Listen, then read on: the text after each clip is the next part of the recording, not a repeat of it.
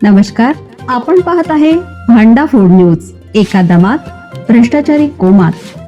Social media, कर्जबाजारी, गुन्हेगारी, सट्टेबाजी, चोरी, मटका, जुगार, दारू, सावकारशाही, न्यायाच्या प्रतीक्षेत प्रशासन. भांडाफोड न्यूज. एका दमात भ्रष्टाचारी कोमात. रुपाली चाकणकरांचा संतप्त सवाल. आरोपामागे बदनामीचा डाव असल्याचा आरोप. राज्याच्या राजकीय वर्तुळात सध्या चर्चेत असलेल्या रुपाली चाकणकर यांनी आज सोशल मीडियावर सविस्तर भूमिका मांडत गेल्या काही दिवसापासून सुरू असलेल्या आरोपावर जोरदार प्रतिवाद केला आहे. स्वतःवर आणि कुटुंबावर होत असलेल्या आरोपांना त्यांनी कपोलकल्पित आणि हेतू पुरस्पर बदनामीचा भाग असल्याचं स्पष्टपणे नमूद केलं आहे. चाकणकर यांनी आपल्या ट्विटमध्ये म्हटलं आहे की महाराष्ट्राच्या राजकीय इतिहासात अनेकांवर आरोप झाले, मात्र त्या आरोपांना पुरावेही सादर करण्यात आले होते.